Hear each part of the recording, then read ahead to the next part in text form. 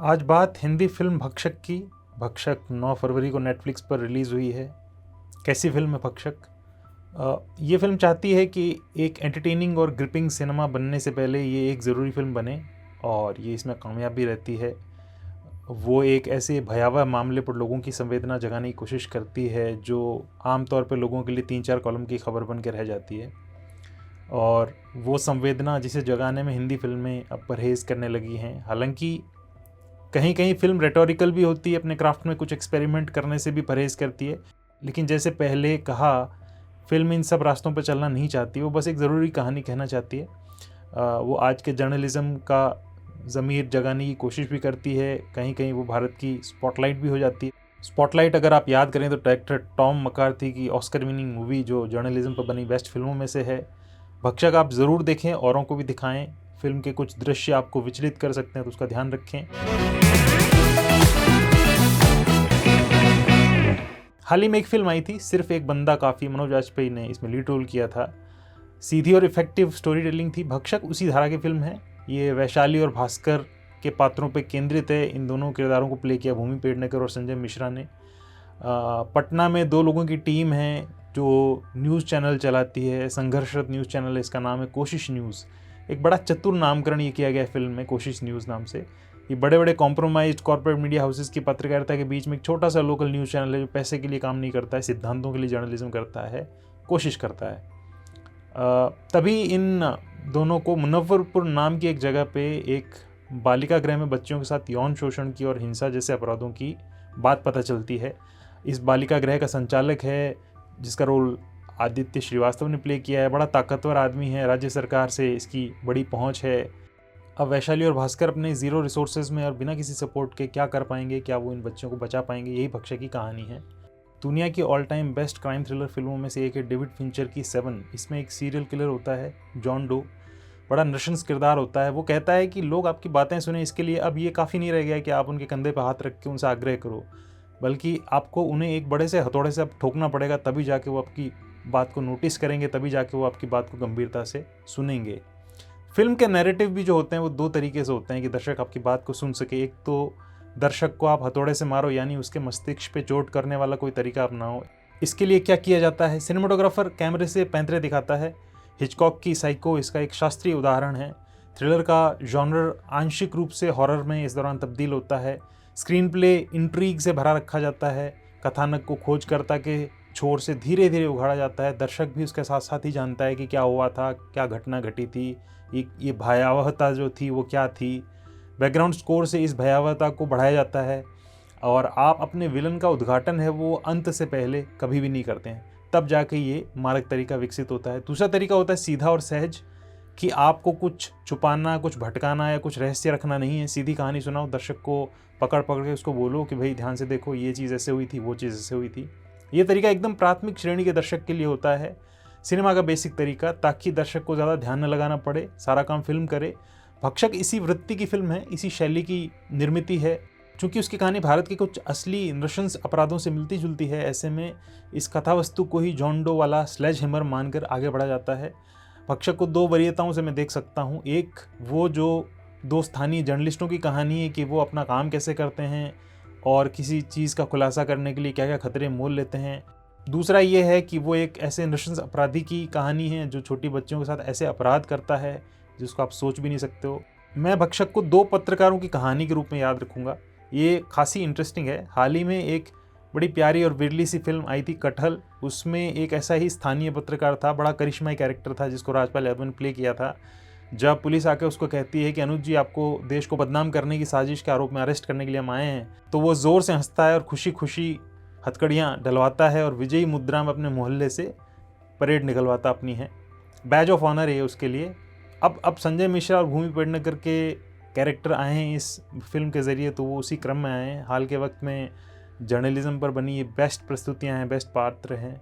ये हमारी अपनी स्पॉटलाइट हैं, वो स्पॉटलाइट जिसमें पत्रकारों ने पादरियों द्वारा किए जाने वाले यौन दुष्कर्म के बड़े मुश्किल और विराट केस को रिपोर्ट किया था, साहस दिखाया था।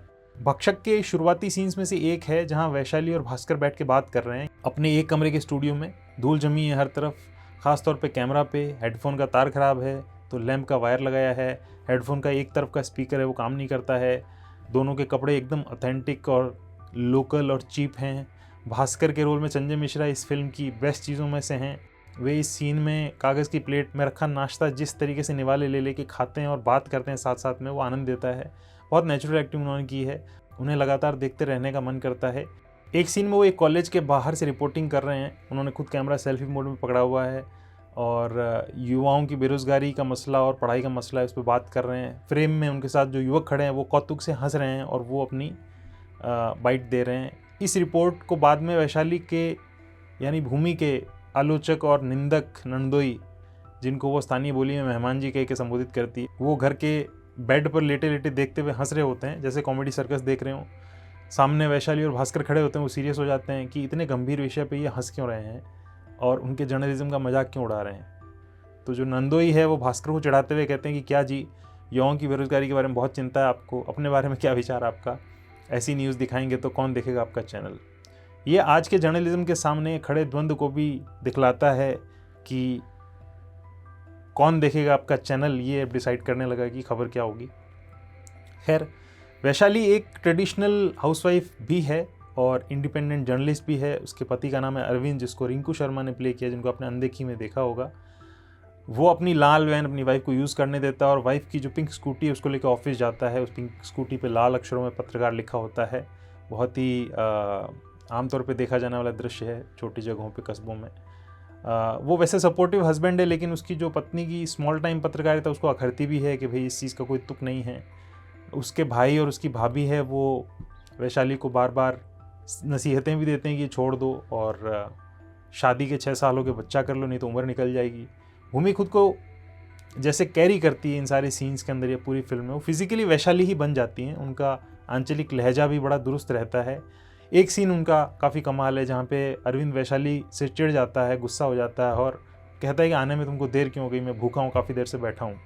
वैशाली उस दौरान उन बालिका गृह की बच्चियों की रिपोर्टिंग के लिए बड़े प्रयास कर रही होती है, कुछ हाथ नहीं आ रहा होता तो परेशान होती, तो फट पड़ती है कि अगर तुम्हें भूख लगी है और तुमने खाना नहीं खाया है तो इसमें मेरी क्या गलती है। एक मुट्ठी चावल, एक मुट्ठी दाल लगी, सीटी मारनी है, बस इतना सा करना है, तुम इतना भी नहीं कर सकते हो, बच्चे हो। अगर भूख लगी है तो उसको मिटाना भी सीख लो। तो जिस तरीके से वो ये डायलॉग कहती हैं वो बड़ा कमाल बन जाता है। स्त्री पुरुष के जो वैवाहिक संबंधों में सदियों पहले से जो रोल्स तय हो गए, उनके रिवर्सल की तरफ ये समाज बड़ा जोर का धक्का लगाता है। चाहे चंद जगहों पे भूमि का फ्रस्ट्रेशन है, वो थोड़ा लाउड भी हो जाता है और अच्छे से लैंड भी नहीं करता, लेकिन कुल मिलाकर उनका पात्र एक बड़ा स्ट्रॉन्ग और ज़रूरी फीमेल कैरेक्टर बन के उभरता है। इन दोनों के अलावा एक और पात्र है जो उल्लेखनीय है, उसका नाम है गुप्ता जी। इसे प्ले किया दुर्गेश कुमार ने, जिनको आपने पंचायत में देखा होगा बन राकस के रोल में। वे एक विसल ब्लोअर टाइप इंसान है, न्यूज़ माइनर है, खबरें खोदते हैं, सूंघते हैं। उनकी पर्सनैलिटी कमाल की है। जितना सादा ऊपर से ये किरदार दिखता है उतना है नहीं, उसकी हर बात डीप है। एक जगह दीवार पे लिखा होता है यहाँ कुत्ता थूक रहा है, और वो वहाँ से गुजरता है, वहीं देखता है और उसी के पास में जाके वो थूकता है। आप सोचते हैं कि यार ये क्या बात हुई और ये इंसान आखिर ऐसा क्यों करेगा। वैसे तो ये ठीक ही लग रहा है। वो मूलतः ये गौर करें तो समझ में आता है कि वो मूल रूप से क्लासिक जर्नलिस्ट है, एंटी एस्टेब्लिशमेंट पे चलता है। उसको जहाँ नियम दिखाओगे वहाँ नियम तोड़ेगा। दीवार पे अगर नहीं लिखा होता तो शायद वो नहीं थूकता, पर लिखा है तो उसका विरोध करने के लिए चलते चलते उसने थूक दिया। एक कारण ये हो सकता है, और यही कारण है कि उसका चूंकि मगज डिफरेंट तरीके से चलता है तो उसी वजह से वो उन खबरों को देख लेता है जो आमतौर पर किसी को नज़र नहीं आती हैं। उसके अलावा वो वैशाली और भास्कर के लिए कृष्ण का काम भी करता है, जामवंत का काम भी करता है। जब वो भूल जाते हैं कि उनका कर्तव्य और फ़र्ज़ क्या, तब वो उनको याद दिलाता है। और ये वही इंसान होता है जो बालिका गृह वाली जो न्यूज़ होती है वैशाली को ला कर देता है, और वैशाली को उसमें कोई न्यूज़ सेंस नहीं नज़र आता, उसको खारिज सा करने लगती है। तो ताना दे के कहता है कि तभी तो आप यहाँ बैठी हैं, नहीं तो आप नेशनल लेवल की जर्नलिस्ट होती, आपको समझ ही नहीं है। तो फिर वो लेती है और उस पर आगे बढ़ती है। और उसके बाद एक सीन जब आगे आता है जहाँ पे भूमि के पति को विलन हत्या धमकी देता है, वो फिर गुप्ता जी के किरदार से मिलती है और कहती है कि आपने मुझे बताया नहीं कि इस केस के अंदर इतना ख़तरनाक आदमी शामिल है, वो मेरे पति तक पहुंच गया, आप पहले बताते तो मैं इसको नहीं लेती। उसको सरकार का पूरा समर्थन मिला हुआ है। और साथ में भास्कर, संजय मिश्रा का कैरेक्टर रहता है, वो भी कहता है कि भाई वो रिपोर्ट दबाएंगे ना, नहीं दबाएंगे तो सबके भेद खुल जाएंगे। तो गुप्ता का कैरेक्टर रहता है कि पत्रकार कहाँ हैं आप, खोलिए सबका भेद। इस पर भास्कर को क्रोध आ जाता है, वो कहता है कि आपके कहने से भेद खोल दें और दुश्मनी ले लें सरकार से मोल। तो गुप्ता एक ताना सा देता है टोन के साथ कि बड़े लाचार हो तुम लोग, कह रहे रे लिट्टी चोखा बेचे ना, किराना की दुकान खोलिए, पत्रकारिता क्यों करते हैं, इसमें क्यों घुसे हो। तो ये एक ऐसा संवाद है जिसका प्रिंट पत्रकारों को अपनी डेस्क पे लेके लगा देना चाहिए। डायरेक्टर पुलकित और ज्योत्सना नाथ की ये राइटिंग एक ऐसी रेखा पे चलती है जहाँ पे वो इम्प्रेस भी खूब करती है और कहीं कहीं रेटोरिकल भी होती है। जैसे कि फिल्म का लास्ट मोनोलॉग है, आप उसको ले लो, जहाँ पे भूमि का किरदार है वो एक बात आंख में आंख डाल के दर्शक को बोलता है। एक तरीके से वो देखें तो एक जर्नलिस्ट का सेंटिमेंटल आक्रोश है, लोगों में संवेदना जगाने के लिए लिखा गया एक मोनोलॉग है। लेकिन क्या जो समाज एक तरीके से ज़ॉम्बी हो चुका है और उस पर एक जेनरिक संबोधन कितना वर्क करेगा, ये एक सोचने वाली बात है। फिल्म में लास्ट लाइन होती है, क्या आप अब भी खुद को इंसान मानते हैं या फिर भक्षक बन चुके हैं। ये लाइन ऐसी है कि इसको सुन के कोई भीतर विस्फोट नहीं होता है। एक सीन आता है जिसमें बालिका गृह के ऊपर के माले में सरकार का ही कोई अधिकारी एक नाबालिग बच्ची के साथ रेप करता है। उसके बाद वो शराब पीता है, शराब पी रहा होता है, पीछे गाना चल रहा होता है। गाना क्या चल रहा होता है, ये तेरी आंखें झुकी झुकी। आपने सुना होगा इस गाने को। ऐसा लगता है कि ये गाना है वो गानों के अंबार के बीच में से बड़ा सोच समझ के निकाला गया है। 1996 में फिल्म आई थी विक्रम भट्ट की, उसी फिल्म का ये गाना है। उस फिल्म का नाम था फरेब।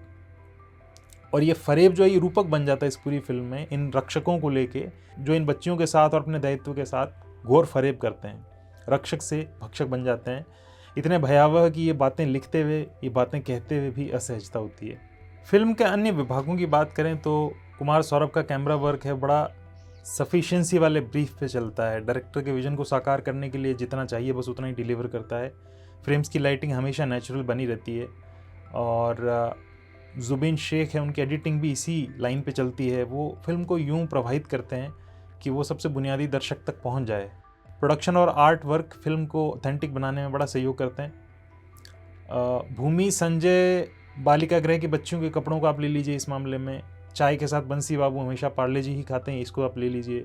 पूरी फिल्म में हर घर दफ्तर में आप क्रॉकरी को ले लीजिए, चाय के कपों को ले लीजिए थ्रू आउट। वो फैंसी नहीं होते हैं, ऐसे लगते हैं कि छोटे शहरों में आसपास की छोटी दुकानों और ठेलों से खरीदे गए हैं, उसी तरीके की उनकी डिज़ाइन होती है।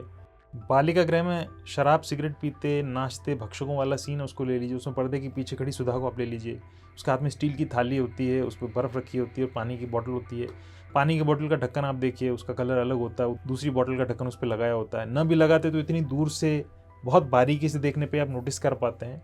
लेकिन ये फिल्म के कमिटमेंट के बारे में काफ़ी कुछ कहता है।